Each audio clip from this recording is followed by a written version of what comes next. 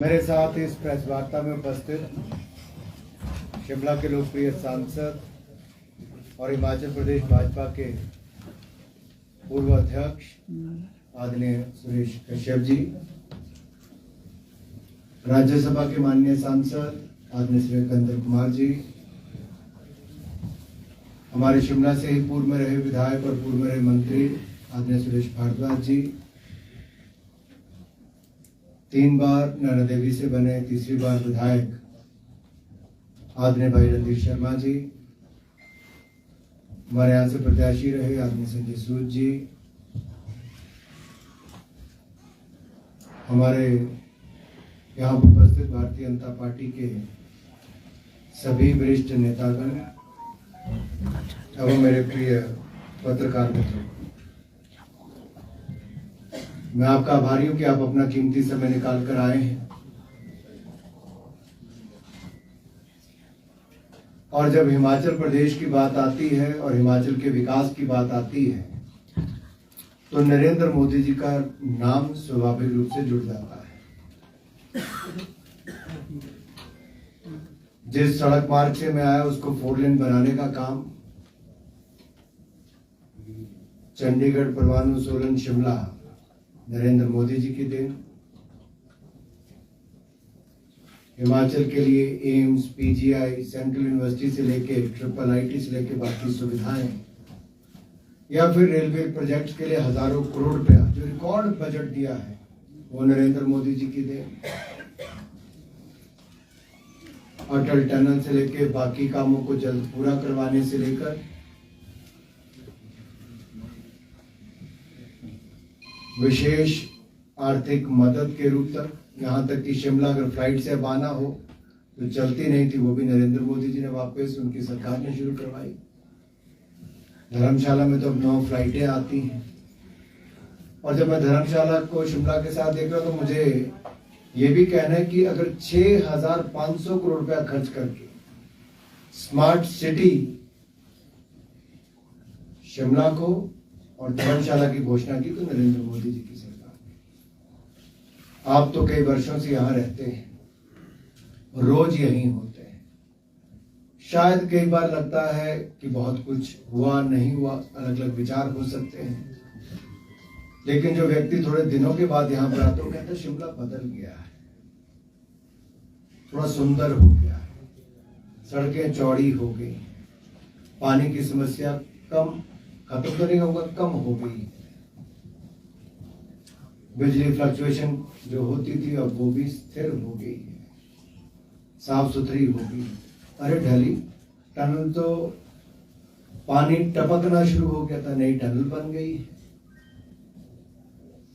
जो थोड़े समय के बाद आता है उसको एक अनुभव ऐसा होता है, यार मेरे शिमला को कुछ हुआ है, थोड़ा और बेहतर हो गया है।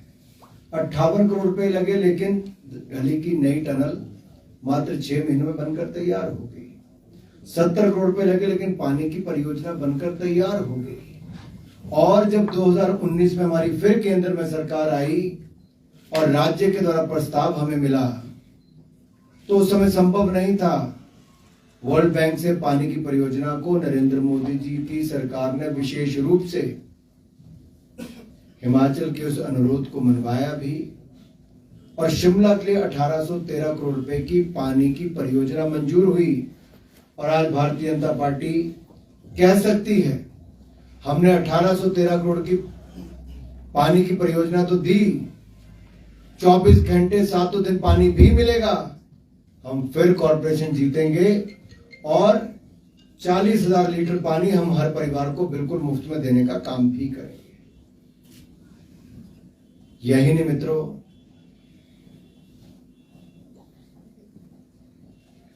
अगर हिमाचल प्रदेश के कुल विकास की बात देखी जाए तो मैं बहुत सारी बातें कर सकता हूं,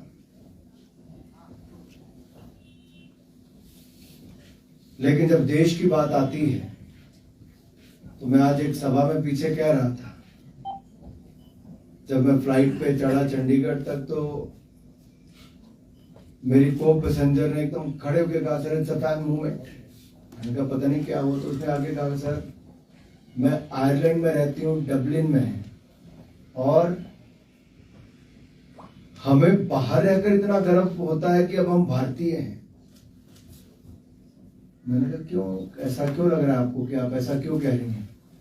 कहते नहीं सर, जो मेरे से पहले के वहां रहते हैं, मुझे तो 5-6 साल ही हुए हैं, पहले वालों को लगता था कि हिंदुस्तानियों की बहुत पहुंच नहीं है, उस तरह से सेकंड ग्रेड सिटीजन उस तरह से देखते थे। हमें वहां पर अपने बराबरी का देखते हैं, अपना समझते हैं, हमारे देश का महत्व समझते हैं। They got the skilled man power in IT sector, in health care, in other sectors. India is doing extremely well, and as a country the way we handle the COVID crisis, the global impression is that India can do anything. People see hope in India. तो ये जो लोगों का विश्वास है, एक उम्मीद है भारत में, भारत के नेतृत्व में। और अगली लाइन जो उसने कही कि सर कभी हम देखते थे दुनिया का सर्वे आता था, हमारे नेताओं के नाम नहीं आते थे। पिछले 3 सालों से भारत के प्रधानमंत्री दुनिया के सबसे लोकप्रिय नेता के रूप में चुने जा रहे हैं। मैं मन ही मन में सोच रहा था, एक ऐसी बेटी तो पंचकुला की रहने वाली, उसकी माँ टीचर है शायद, और उसके फादर बिजनेस करते हैं, उसके दादा या नाना कोई, दादी उसकी हेड ऑफ डिपार्टमेंट थी PGI में कुछ, और उन्होंने बताया दादाजी भी किसी सरकारी डिपार्टमेंट में थे। तो उस बच्ची का विदेश में जाकर देश के प्रति जो एक अनुभव हुआ है, जो देश की छवि दुनिया भर में बनी, ये अपने आप में बहुत कुछ कहती है। और सही मायने में देखिए, अगर हिमाचल प्रदेश को बल्क ट्रक पार्क मिला, ये कांग्रेस इसका विरोध करती रही, पूरी तरह से विरोध किया, और हमने कोविड के टाइम पे भी 1400 एकड़ जमीन इसकी पूरी करके दी। मेडिकल डिवाइस पार्क हमने इसके लिए मंजूर करवाया। कल हमने एक और नीति मंजूर की, मेडिकल डिवाइसेस पार्क और खोलने के लिए। कल हमने 157 नए नर्सिंग कॉलेजेस की घोषणा की है, कैबिनेट ने मंजूरी दी है। 1570 करोड़ रुपया खर्च होगा, 15,700 बच्चियां वहां पे, ये लड़के लड़कियां पढ़ पाएंगे, नर्स बन पाएंगे। ये निर्णय मैं देखता हूं, और मैं पिछले UPA के टाइम के कैबिनेट के निर्णयों को भी देखता हूं। मैंने जब खाका निकलवाया तो हमारी सरकार के समय कई गुना ज्यादा उस पर काम हुआ है, और उसका कहीं ना कहीं लाभ मेरे हिमाचल प्रदेश को भी बहुत मिला है। नरेंद्र मोदी जी ने ना हिमाचल प्रदेश के लिए कोई कमी रखी, और जो उन्होंने दिया, जयराम जी की सरकार के समय शानदार काम यहाँ पर हुआ। सुरेश भारद्वाज जी उस समय स्वयं मंत्री थे, यहाँ के विधायक थे। मैं उनको तब भी कहता था, भारद्वाज जी अब कुछ रह गया है, ये पैदल चलने के रास्ते नहीं होते। आज आप किसी वार्ड में जाइए, पैदल चलने के रास्तों से लेकर सौंदर्यकरण तक सब कुछ देखने को मिलता है। हमने और भी घोषणाएं की है, जो हमने पहले 2000 कारों की पार्किंग बनाई IGMC के पास, फिर 700 की और बनाने, और भी जहां जहां आवश्यकता होगी हम पार्किंग तो बनाएंगे ही। हम पर्वतमाला प्रोजेक्ट जो है हमारा, जहां पे हम रोपवे से कनेक्ट कर रहे हैं, शिमला एक आइडियल जगह है जिसको रोपवे के साथ जोड़ना चाहिए। दुनिया भर के व्यस्तम शहरों में रोपवे चलते हैं, ब्राजील से लेकर कई जगह तक, और कई जगह स्काई ट्रेन चलती है। तो अगर केंद्र की सरकार का सबसे बड़ा लाभ किसी राज्य को मिल सकता है तो मेरे हिमाचल प्रदेश को मिल सकता है। और हमने अपने दृष्टि पत्र में भी कहा है, और हमने 1556 करोड़ रुपए का सैंक्शन न्यू डेवलपमेंट बैंक के माध्यम से वो भी हुआ है, और उसका सबसे बड़ा लाभ हमारे शिमला को मिलेगा, और इसके यातायात में भी सुधार होगा। मैं बहुत सारी बातें कर सकता हूं, लेकिन आपके मन में अगर कोई प्रश्न हो तो आप पूछ सकते हैं। इसी पर्वतमाला योजना का डिप्टी CM ने प्रेस कॉन्फ्रेंस की, उन्होंने कहा कि हम बना के देंगे, अफ्रीका के बाद सबसे बड़ा रोपवे शिमला में बनेगा, सुकू सरकार बना कर देगी। 14 किलोमीटर प्रोजेक्ट ऑलरेडी अप्रूव्ड है। ये बीजेपी गवर्नमेंट के टाइम अप्रूव हुआ है, सेंट्रल गवर्नमेंट ने अप्रूव किया है, और फिर NDB को जो है ये पोस्ट किया गया था, NDB ने भी इसको जो है अप्रूव कर दिया है। तो ये एग्जीक्यूशन के स्टेज पर है, सरकार इनकी होगी तो बनाना तो इनको ही पड़ेगा। वैसे तो कांग्रेस का इतिहास ये कहता है बना रही है कि जहां जहां इनकी सरकारें आई वहां वहां प्रोजेक्ट थम गए। अगर ऐसा कर देंगे तो बहुत धन्यवादी उनका साथ, नहीं तो इनके समय प्रोजेक्ट बनते ही नहीं थे। ये तो अटल जी की अटल टनल को भी कहते देने का ही है, बनी नहीं थी 10 साल रही सरकार, इसलिए कृपा कर देंगे हिमाचल प्रदेश पे तो अच्छा होगा, वरना गारंटियां तो उनकी सारी फेल हो गई। 5 महीने में इस सरकार की हालत है कि शिमला कॉर्पोरेशन के चुनाव पे कोई गारंटी देने के लिए तैयार नहीं हुए। इससे बड़ा फेस लॉस किसी पार्टी और सरकार के लिए क्या हो सकता है कि 5 महीने के अंदर गारंटियां फेल हो जाए। अब कहते वादे, लेकिन नेक नहीं इनके इरादे।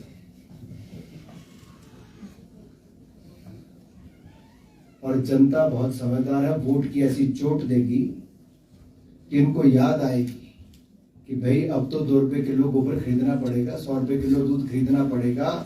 सेब वालों से वायदा किया था अपना दाम स्वयं तय कर ले, वो करना पड़ेगा। 1500 रुपए महिलाएं थक गई। मैं प्रतिभागी से पूछने वाला था 7500 रुपए आए खाते में कि नहीं आए, पर नहीं आए। प्रतिभागी क्या करना है? किसी बहन से पूछिए, किसी मातृशक्ति से पूछिए, किसके खाते में आए। इसलिए इनके लिए मुश्किल है ये चुनाव। जनता के बीच में क्या कहकर जाएंगे? दबाव बना रहे सरकारी, जो बनाना है इनको, कर्मचारियों के ऊपर, बाकियों के ऊपर, अधिकारियों के माध्यम से। लेकिन जनता का मुंह 5 महीने में भंग हो गया। ये रोज के 40 करोड़ रुपया कर्जा ये सरकार ले रही है, रोज का 40 करोड़ का कर्जा। 5 महीने में 6000 करोड़ का कर्जा, 6000 करोड़ का।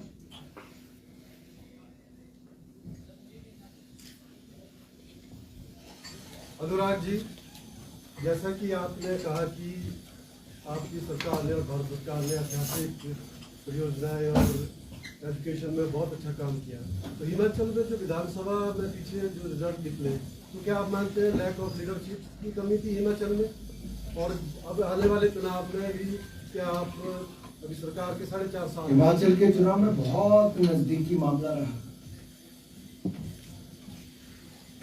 बहुत नजदीकी। 0.09% और 0.9% किसी भी राज्य के चुनाव के लिए बहुत कम है, विशेष तौर पर विधानसभा के चुनाव के लिए।